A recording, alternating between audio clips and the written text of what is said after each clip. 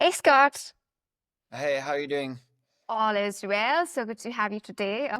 So Yeah, thank you for having me. same, likewise. I'm glad to have you here. There's one thing I wanted to say before we start the podcast.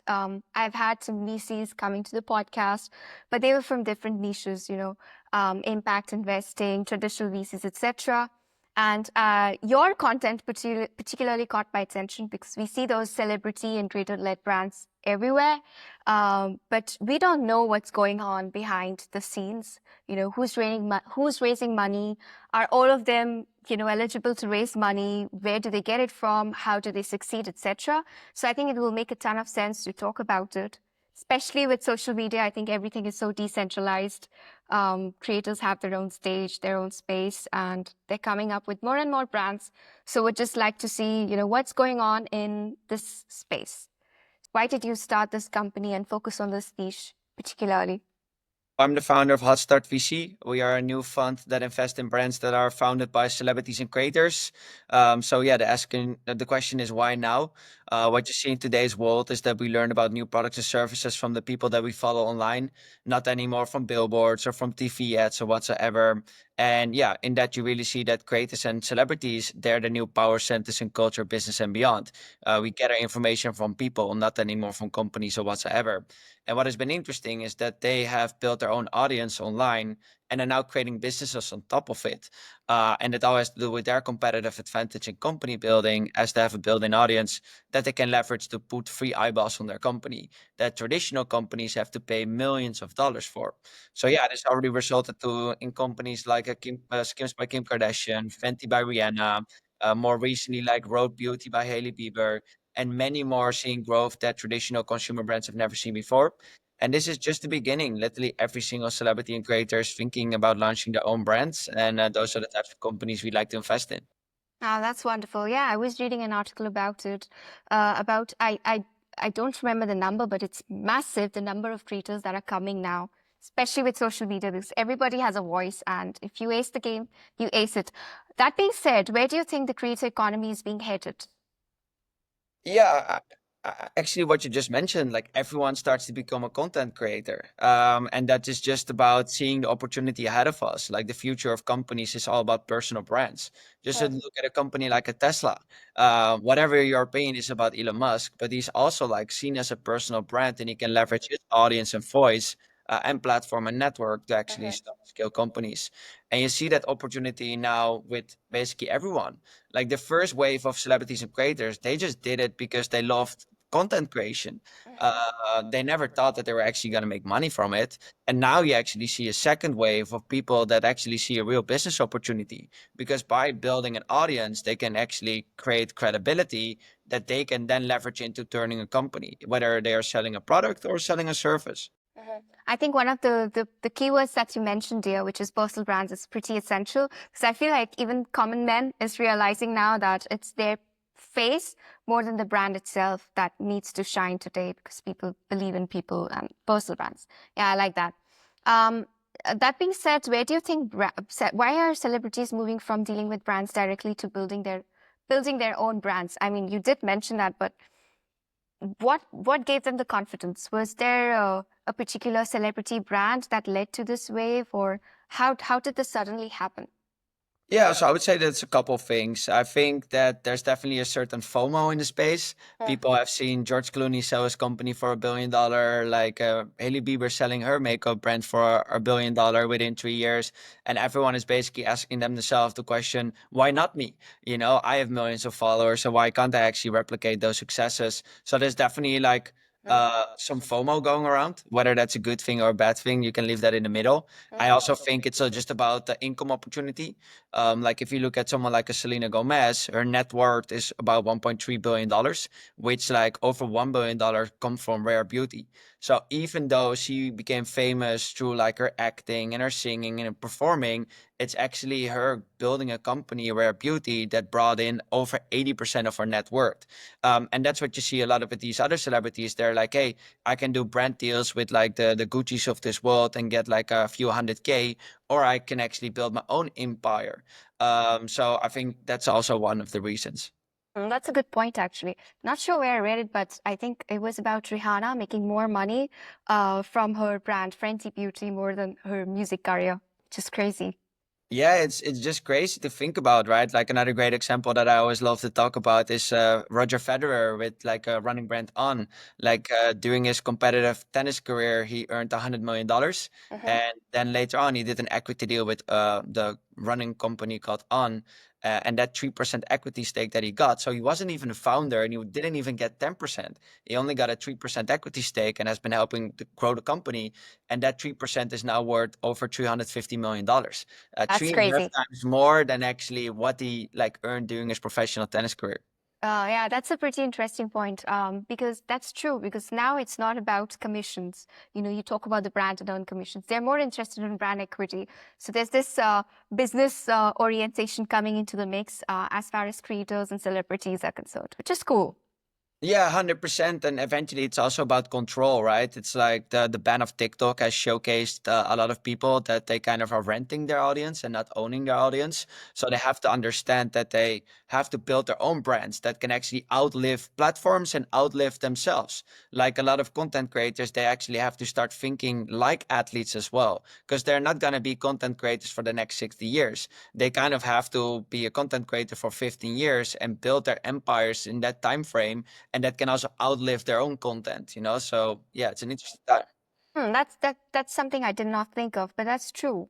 After the TikTok ban, there was so much conversation going around, you should have control over your audience. Once, what happens if the algorithm, f's up things and you lose your access to your audience? So yeah, that makes a ton of sense. Well, let's shift to brand building. There are so many creator-led brands now, or celebrity brands. I don't think all are successful, right? Because I've heard a lot of celebrity brands that weren't successful or create celebrity slash influencers. What is the blueprint to make a successful brand? It's a pretty broad question, but yeah, open to your take. Yeah, so it's always funny because although I'm like obviously one of the thought leaders in the space, because I'm investing in celebrity and creator founded brands, you would think that I'm one of the biggest supporters of actually celebrities and creators always launching their own brands. But I actually think they should only launch a brand when it makes sense. So many celebrities and creators, after seeing the successes of their peers, they started to launch their own companies. And that leads to a lot of saturation. So a lot of them are launching like another tequila brand or beauty brand or apparel company, often very superb products in oversaturated markets. I personally think they shouldn't focus on that. I think they should focus on kind of the second wave of celebrity and creative founded brands, launching innovative products and services that solve actual customer problems, and that also have a certain edge around product, IP, science, or even technology. Those are the companies that we're really excited about. Then we are talking about the blueprint. Um, Obviously there are certain like criteria that you have to follow, but I actually think you should not be following a blueprint. The best brands, not alone the celebrity brands, but the best brands in the world, they didn't follow a blueprint. They actually disrupted the industries. Love So it. they did exactly something contradicting to the traditional blueprint. If you look at Skims, from Kim Kardashian, before Skims, like Kim Kardashian wasn't able to find like shapewear that actually made her body like stand out. And afterwards, she created it herself. Same with like Rihanna, like with makeup, there was only like 12 tones, and that didn't fit with her skin tone. So she always had a hard time finding makeup. So she launched Fenty, actually having 40 different skin tones for makeup. So completely disrupting the blueprint. Then there's obviously certain things that I think every celebrity founded brand should have.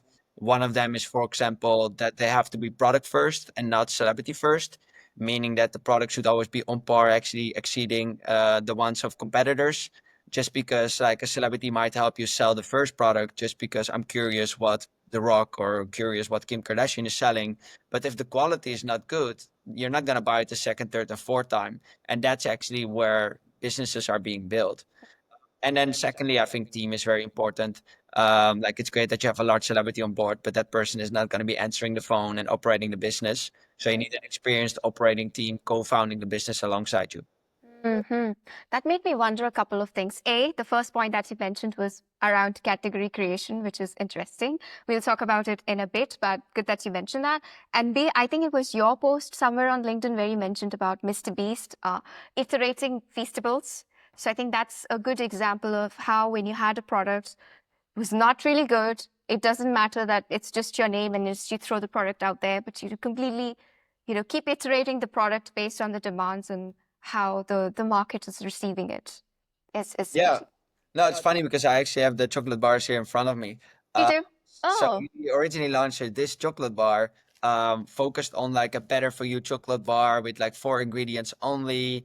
Like it was a very thin bar, so it would break very easily. And hmm. people hated the experience because the brand was completely shattered and it just didn't taste any good. So yeah, Mr. Beast did what a lot of celebrities never do, is he listened actually to his audience.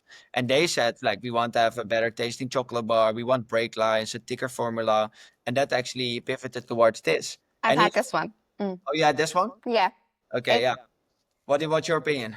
I like it, but I don't have a baseline because I did not try the previous one. But I think your post did mention something about the marketing as well. So the difference between what's written on the two chocolates. Yeah, so like this, like it's quite hard if you have different flavors to see what flavor it is exactly. So in the next version, they actually highlight even better what type of flavor it is. But it just showcased that even though he has 400 million subscribers, that doesn't mean that like he can automatically create a good product. He also had to pivot and pivot and pivot again to find the product market fit to now where they have it and then they can actually scale. So they did like $375 million in revenue last year just because they were able to listen to what the audience actually want and change the value proposition because they went from a better for you with like four ingredients, you actually see it here, Hmm. to now actually a new value proposition that's focused on ethical cacao sourcing and fighting child labor. So yeah, Mm. though he had 400 million subscribers, it doesn't mean that he immediately finds product market fit. Similar to every entrepreneur, he needs to find that on its own and not just based on his follower count. Lovely example because you mentioned category design earlier, and this is exactly what he did. So in a way, correct me if I'm wrong, he knew that his chocolate is distinguished from the market because it's ethically sourced and protects child labor, but he did not actually evangelize it earlier, and now he's doing that. So that's a differentiator. Well, I don't know. To be honest, like I don't know also if Mr. Beast is the baseline because he's so big. So to be honest, everything that he would have touched probably would have been somewhat successful, except for Beast Burgers. That's a different story. Um, but like he's not the first chocolate brand that focused on like ethically sourced cacao beans and fighting child labor. Tony Chocolonely is the leader in it, and he's actually have a strategic partnership together with Tony Chocolonely, who's helping them actually put the whole supply chain in place. So he actually needs Tony Chocolonely to execute on his own value proposition, showcasing how hard it is as a newcomer to execute on such a value proposition. Interesting. So he's kind of waving the the wave, riding the wave instead of fighting against the wave, which is Tony. Yeah, I would say so. But like, there's the market is big enough, right? So like, Tony and Feastables, they're still fighting the Hershey's and the Nestle's who are not doing it. Interesting. I see that you mentioned Beast Burgers, so maybe move a little bit because I had this question around: do creators usually start from scratch, or they like to partner with existing brands? Because I believe with Beast Burgers, it was not their own. It was not CPG directly, but they partnered with some kitchen, ghost kitchen that helped them distribute. So, in your experience, what have you observed is better? Yeah, so to talk a little bit before I answer the question about Beast Burger, I don't know if like Mr. Beast was like the original founder, but I think someone came with the business opportunity to him, and then they basically were working together with like 4,000 ghost kitchens. They were not managed by them, so the Mr. Beast team, they were just teaching these 4,000 ghost kitchens on how to prepare Beast Burgers, but they didn't have any control over the quality, right? So people started to buy Beast Burgers, and someone else would make it, and that would have resulted in like terrible burgers that were like not good anymore, that the meat was not good or whatsoever. Mm. And that really showcased Mr. Beast that like people don't care as much about his brand as himself, right? So you need to have the control of your own brand. Then to go back to your original question is like, okay, do the celebrities start it from day one or do they actually attach themselves later? It could be both. I would say that it could actually be 50-50. Like an example of Skims or Feastables, that's actually where the celebrity or creator, they came up with the ID and they now start to build a team around it and execute on it. But there's also companies like the Honest Company. Everyone is praising Jessica Alba for it, but she wasn't the original founder. She only joined like 1.5, 2 years later when the fundamentals of the companies were already there. But she really helped accelerate the growth of the company. Similar to like you probably see it in the back here, Aviation Gin, the bottle to watch here. Aviation Gin was founded in 2006 already, and Ryan Reynolds only got in touch with it in 2017. And then he loved it so much that he reached out to the founders and said, like, hey, I want to find a partnership. And then in 2018, they struck a deal. He helped the company scale within 2 years. They got acquired by Diageo for $610 million. Hmm. So yeah, there's two buckets. They both work. It just depends on what is the authentic fit and what are the operational fundamentals behind those brands. That's a good move as well, because once you have some foundation of the brand, you use your personal brand and then accelerate the brand. It's a win-win situation for both parties, I believe. Correct. Yeah. So there's pros and cons in both models. I think if you start your company, you have a little bit more control.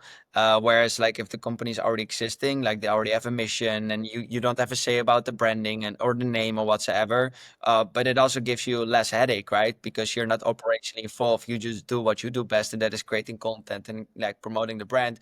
Whereas if you started from day one, you need to do leadership and onboard people and all that other stuff, what actually gives a lot of headache. I agree. And I think in case of Mr. Beast, even if Beast Burgers didn't perform very well, he did generate some revenue, which eventually might have helped him fuel his next business venture as well. I mean, he is an extreme example, but for other creators, I might say. Yeah, I don't know if he made money. I don't know if he had like a revenue share deal or was just 100% equity. But yeah, these creators, they kind of are comparing their business model similar to a VC, right? A VC, like we also have a portfolio of 30 companies. We don't need to score 30 times. If like 28 of those companies go bankrupt, but those two companies in our portfolio are the next Airbnb and Uber, like people It's are good to gonna go. praise me to be one of the best investors in the world. Similar to Mr. Beast, he's launching Beast Burgers, he's launching Feastables, he's launching like a toy company, he plans to launch like a fintech app, a personal care company. Only one of them have to be really successful, and like he doesn't have to work again in his whole life. But to emphasize of the point, like he's gonna be swimming in money. 80-20 rule, the Pareto principle. Correct. Yeah. Do you think influencers, celebrities, let me put it as creators, they perform better when they stick to their niche? Niche they are known as. I think in case of celebrities, it's a bit obscure because everybody says all celebrities are launching their own skincare brands, perfume brands. Do they need to stick to the niche to be able to be successful? I think so. It's all about authenticity. We call this like creator product market fit. So that basically means is that the brand that the creator is launching should fit his or her personality, content, and audience. I always love to illustrate this with a good and a bad example. I will start with the bad example. So are you familiar with the model Emrata, Emily Ratajkowski? Yes, yeah. Yeah. Okay, well, beautiful women. She often creates content in swimwear, and that helped her also to gain more than 30 million followers on Instagram. So she thought, why don't I actually launch my own female swimwear line? So at first, you would say, oh, that's a great fit because she's always wearing swimwear. She posts about this, and it helped her gain her audience. So I assume people like this. Then she launched Imarata, but the brand never took off. Why? Because the majority of her audience are males, and males are following her for different reasons than buying female swimwear. Then you have someone like Danny Austin. Danny Austin is a lifestyle influencer. She creates content about her life as a mother and that type of stuff. She started to experience hair loss due to stress, and it got to a point that she had a lot of like bald spots. So she became a little bit insecure and didn't want to be in front of the camera that much.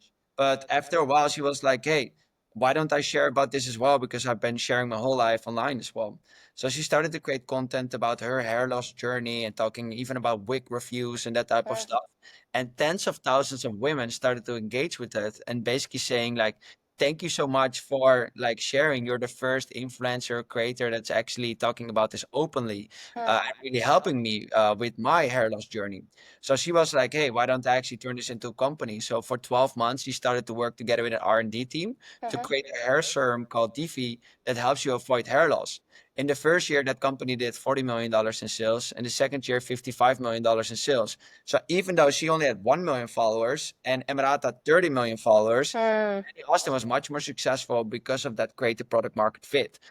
So I think it's very important that there's Interesting. authentic fit Mm. between the yeah, if have they talked about the problem in the past and can they actually integrate it naturally in their content. Mm. I think what you touched upon is precisely community follower count and depth, community depth.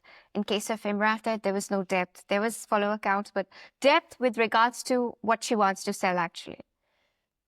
Yeah, Mm. yeah, correct.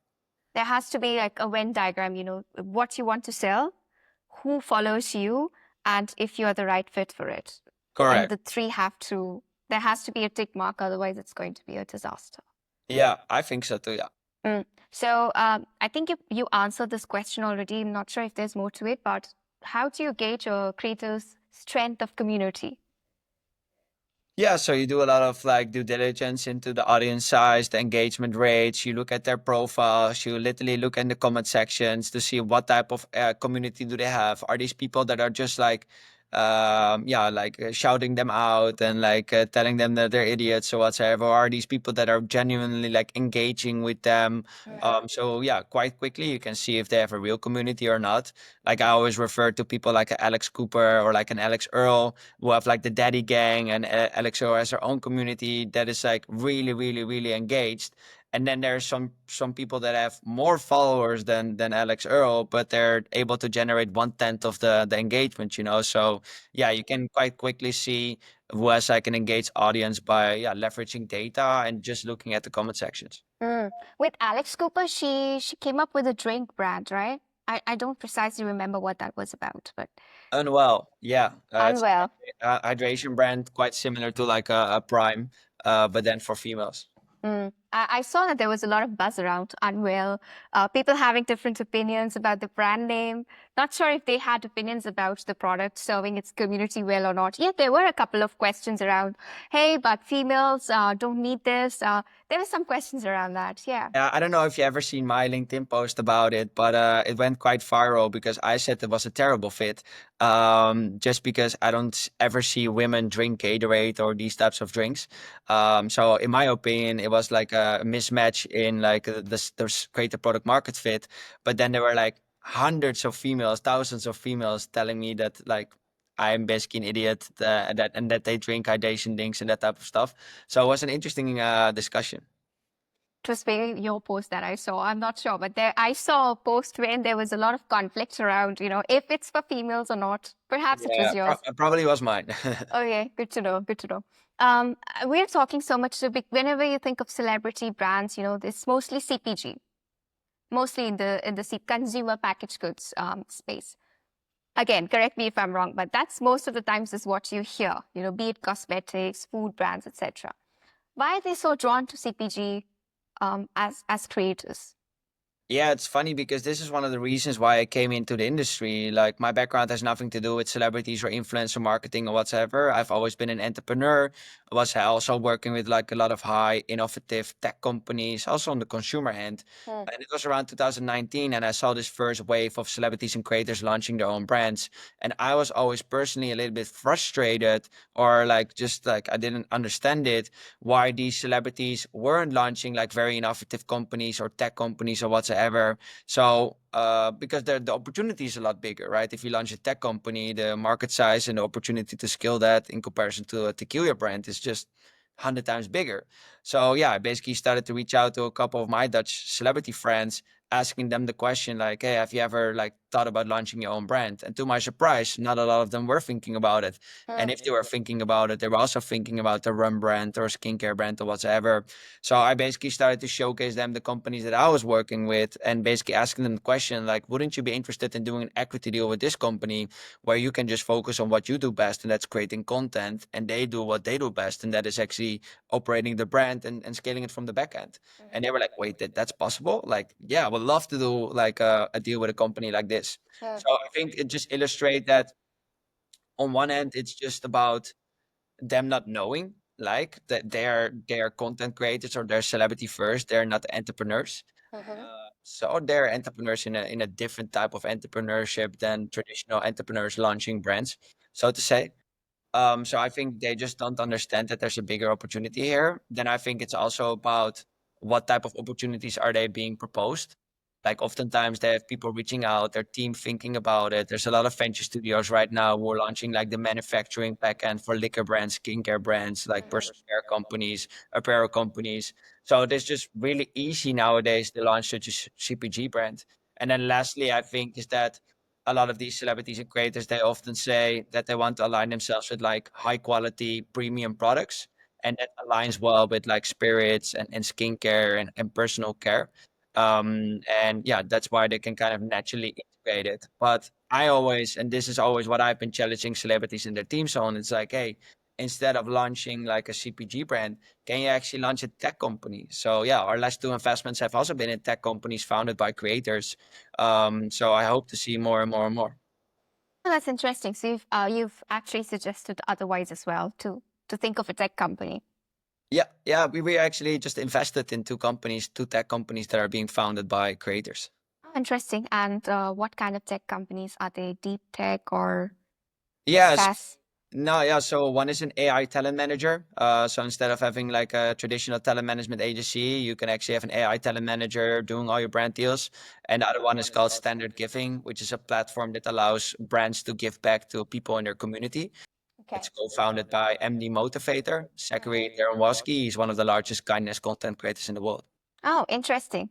That's a good one. I think it matches very well with your niche as well because it has to do with creators and their communities. Correct. Yeah. Okay, good to know. So since we're talking about CPG, retail has a big role to play here. And I don't know much about it, to be honest, but I stumbled upon Walmart's some affiliate program.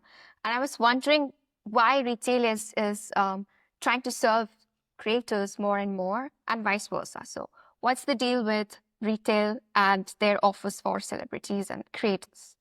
Yeah, so like if you look at a standard like CPG founder, for them it takes them months to get into retail. Years often. Like if they want to schedule a call with Walmart, it's gonna take them a long time. Whereas these celebrities, like or creators, if they are launching a brand, executives from Target, 7-Eleven, Walmart, they will actually be flying to the creators, convincing them to do an exclusive launch with their retailer. And it all has to do with that these creators and celebrities, they can actually bring in food traffic to the store. Because if MrBeast is doing a launch in Feastables within Walmart, everyone is going to rush to the store and pick up a chocolate bar. But they're probably not only going to buy a chocolate bar, they're probably going to buy other products as well. So just a smart play for these retailers to get consumers in the store, and also thinking about the type of consumer. Like I don't know how old you are, but like the millennials and Gen Z, they are very comfortable shopping online, and like they barely go into stores anymore. But for the future of the retailers, it's really important that our generation still goes into retail. So by working together with creators and celebrity brands, they can I actually see. our target audience into the store and make sure that there's longevity. Oh, that's an interesting one. I didn't think about that, but it's true.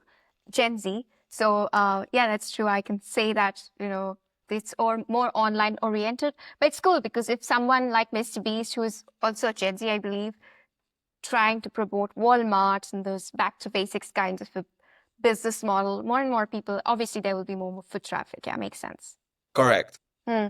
And on that note, why do you think they're moving from direct to consumer model to retail?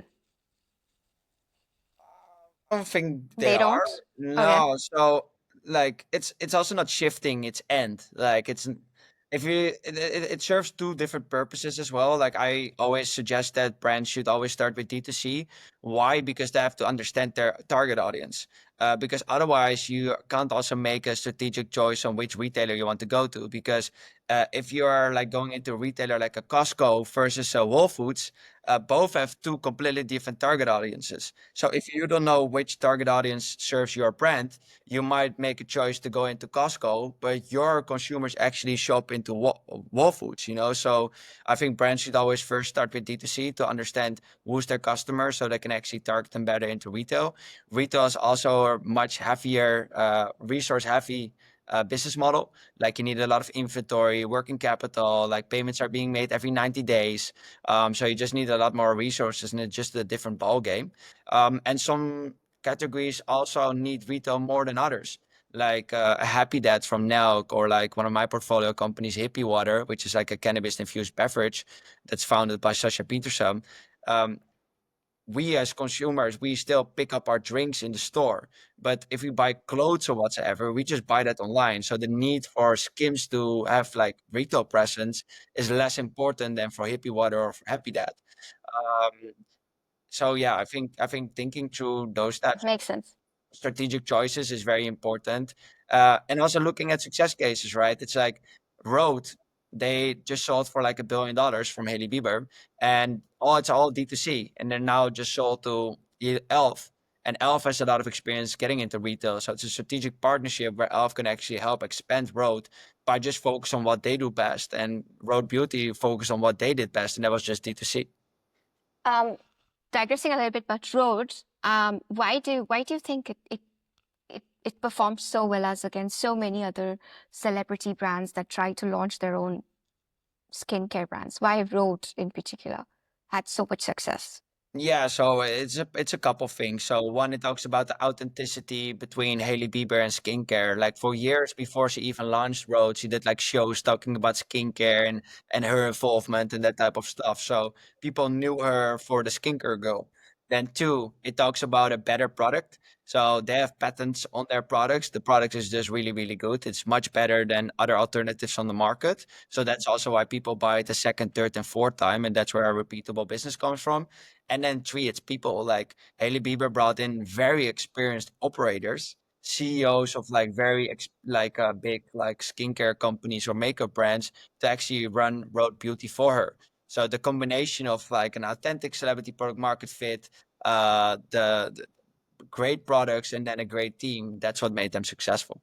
Interesting. I never thought about the operator front, but yeah, that makes a difference as well because you already have people who are giving you the best of advice um, in your particular business.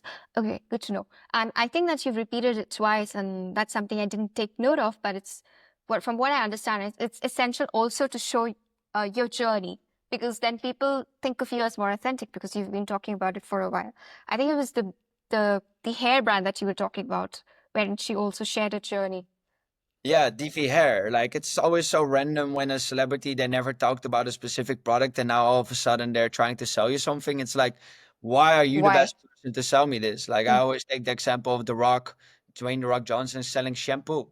I'm like, you've been bald since like the last 10 years. Why would I take hair care advice from you? You know, like that just doesn't feel authentic at all. Hmm. I don't know where I read it, but some creator, I'm sorry, I'm being so vague, but at least I have the concept. Some creator used to talk about a homemade recipe for, hair quality. And she would talk about it. This is my grandma's way of, growing your hair. And she used to share her journey for a long while. And then she created this brand and it immediately got a lot of traction. And I think she made 5 million. Yeah, I know what brand you're referring to. I just don't know the name. Yeah, it's a less known celebrity creator, but it Correct. was a good example of how sharing your journey and staying authentic actually helps as against just out of the blue launching a brand. Yeah. Yeah, so you very well answered the product market fit in creator-led startups. Other than that, I would say, based on your experience, if it's a very famous celebrity, someone like Hailey Bieber coming up with a product proposition, do VCs always buy that in? Just because they have, let's say, a deep community depth is there.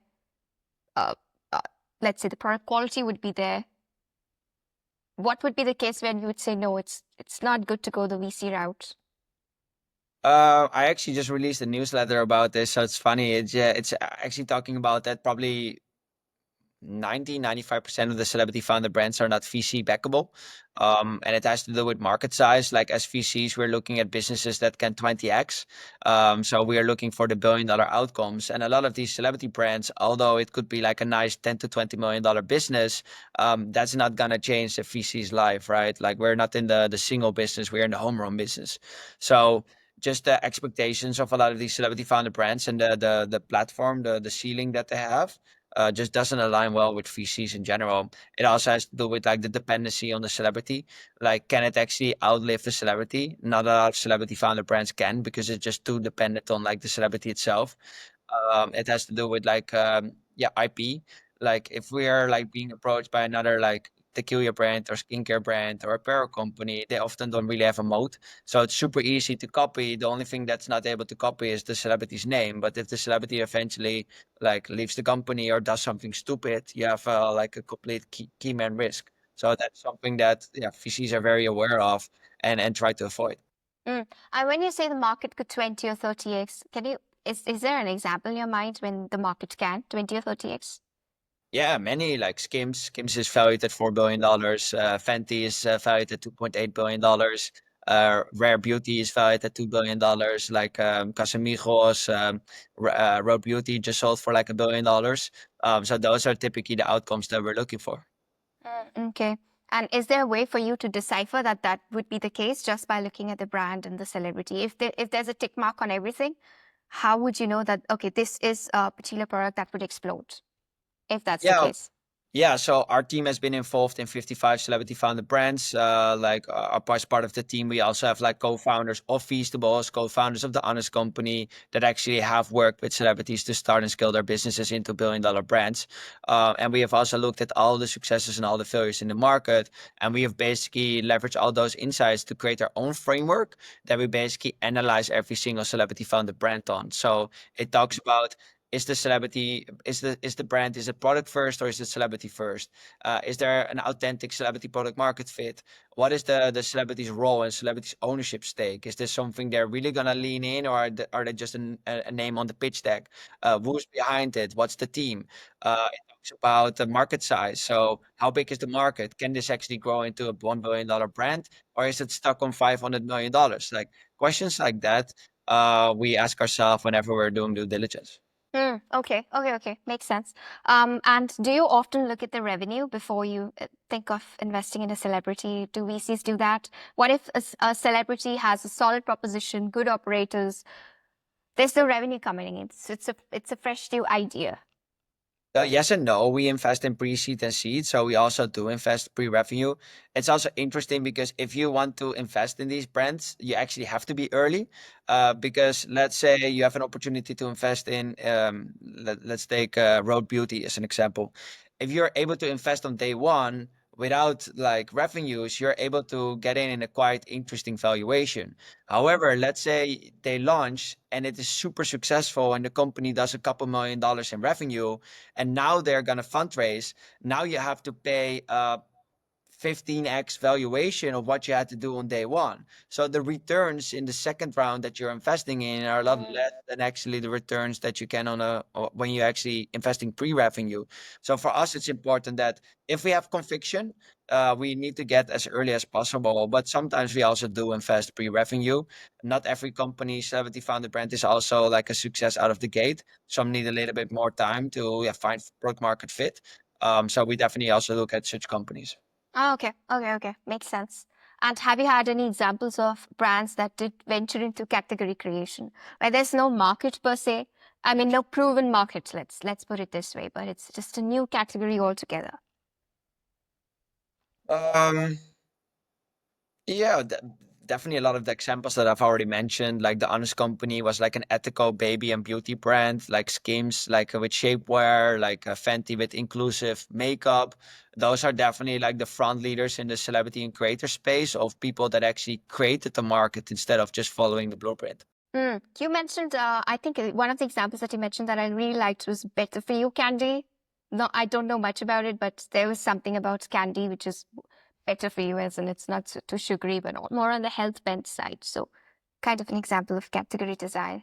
Yeah, there's actually two better for you candy brands here above me. So the yellow one is Joyride. It's from Ryan Trahan, and the other one is called Sour Strips. Sour Strips is actually an interesting story because although it sold for $80 million to Hershey's, like a couple months ago, it's actually founded by a fitness influencer that has like 300K followers. So yeah, fitness influencers, everyone followed him for his like fitness courses, for his meal prepping, and you wouldn't think candy is a good fit. However, Yeah. he just like leverages content creation skills to create a community and understanding product development and that type of stuff. So yeah, that is not necessarily if he would have approached me from day one and said, Scott, I want an investment, I would probably have said no because there's no authentic celebrity product market fit here. He still proved me wrong, right? Like I didn't have an opportunity to invest, but yeah, he sold his company for $80 million and owned 100% of it. So yeah. Mm. Maybe because, do you think it's because he created a need for something that people didn't think they had? I think so, yeah. So he was just like aiming for candy lovers and he just understands social, right? So he just like really was able to create great content, not necessarily with his face in it, but just great content in general. Totally. And in a way, his community was of fitness freaks in a way. So they would definitely think of something which is more of a healthier option as against going after candies per se. Yeah, I also don't know if it's actually better for you. That's the thing. Like I don't know enough Okay. about it. Like probably it's a little bit less sugar, but it's not like Joyride where they really focused on better for you.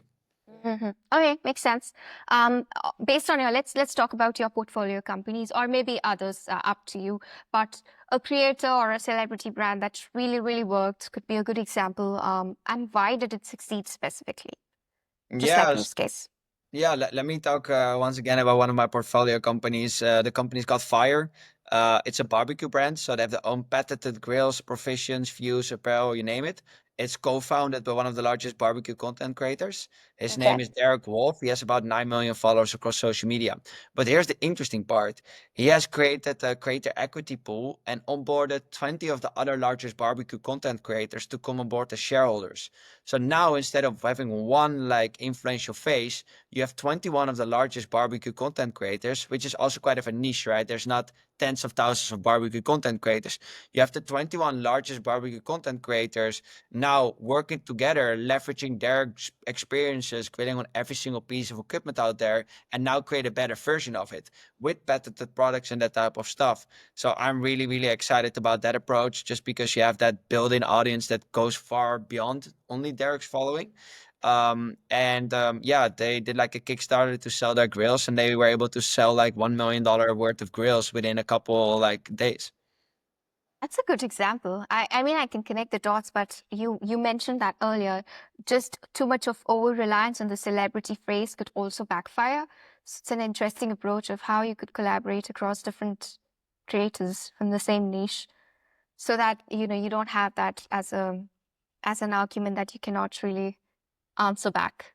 Yeah, like I always encourage like celebrity founders, like, hey, instead of owning 25%, own 20% and give 5% away to other celebrities in your network so that yeah, you can expand far beyond your target audience and go deeper also into your community. It's more exponential actually, because then you have the network effect. Their community talk tapping into their community, cross community. Everybody grows actually. Yeah, like you're a marketing expert, so there's this saying that you need to have 7 touch points before you buy something, right? So if you now follow 7 content creators, individual content creators, and they all talk about fire, then for sure next time you're thinking about buying a barbecue or like a grill or products related to grilling, first company you're gonna think of is fire. Yeah, and also because there are 20 of them, I am pretty sure that each of those will have a different way of content creation. So I might like your style, I might like his style, and I don't know, while you're selling, I might like this. You're just tapping into different ways of selling basically. Correct. And you never know. Pretty interesting example. Yeah. Any failure that you would like to share, one that did not work and it just went wrong? Um, Yeah, we definitely talked a little bit about Mr. Beast and Mr. Beast Burger. Like I love the Feastables story just because um it's not about like that Mr. Beast failed. It's about that he failed forward. A lot of celebrities would have stopped there. They would have blamed the market, cut their losses, and move on. But Mr. Beast really was like, hey, can I listen? Can I improve and actually turn it around? And it just showcased that even though you have millions of followers, it doesn't mean anything, because fundamentals of business comes first. And that means that you need to have a good product, you need to have a good team, you need to have a good supply chain, because all without those things, you're gonna fail regardless. Totally, I agree.